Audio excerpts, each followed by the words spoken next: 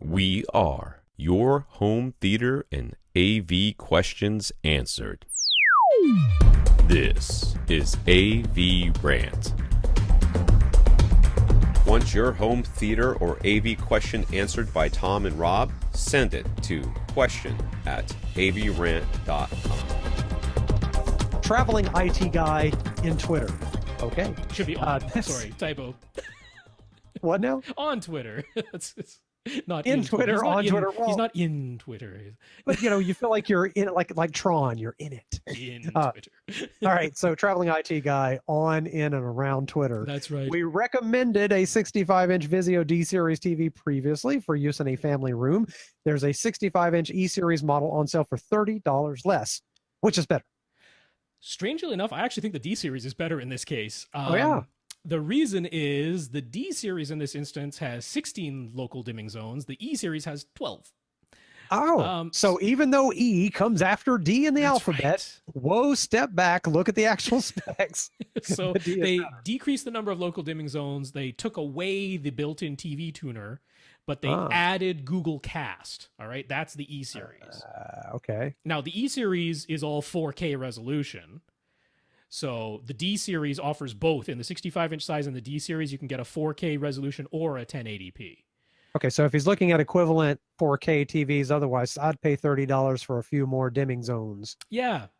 I know it's weird, but really it's all about Google Cast. That's how it happens. Google Cast is the thing that the E-Series has that the D-Series doesn't. See, that's the kind of thing they do. They make compromises to get just to hit a price point, get one more feature in there that they think people are going to be wowed by. But I'd go for the dimming zones. Yeah, so I know it's weird, and it was because it's on sale. Normally, the E-Series costs more, which makes the D-Series an even easier choice. Right. But yeah, in this instance, I'd still stick with the D-Series. So there you go. Also, traveling IT guy, he'll be buying subwoofers soon. The space is 6,300 cubic feet.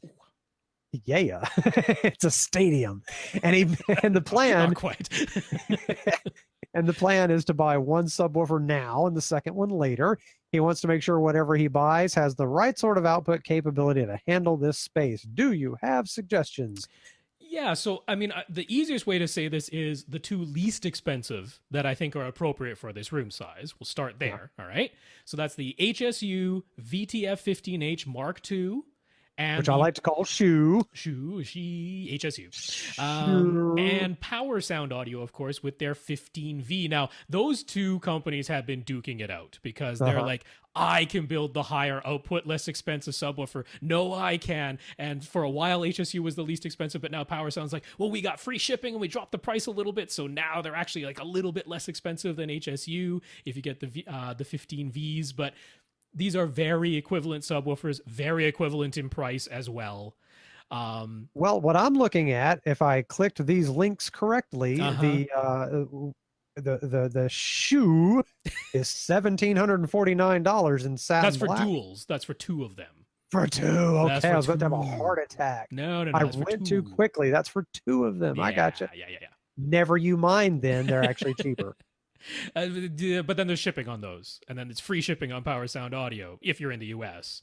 So okay, math. You put it pretty close. Anyway, pretty close. Yeah. Okay. Sorry. They're very close to each other. Okay, so those are your two least expensive options. Now, HSU doesn't offer anything bigger and louder than that. That's their biggest, loudest subwoofer. Power Sound Audio, on the other hand, does offer bigger and louder subs. Keep going. Than their 15V. So anything in their lineup will be fine for this room size. These are the two least expensive. So I'm not exactly sure. I'm not going to tell you that you have to go larger than these. These are appropriate for this room size. Yeah. You know, they can definitely handle over 5,500 cubic feet.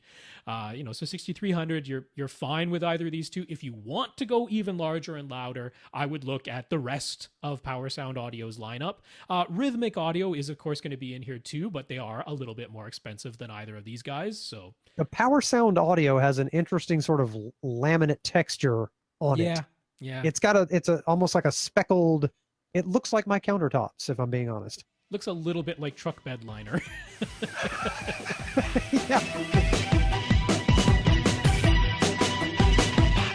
Want your question answered? Send it to question@avrant.com.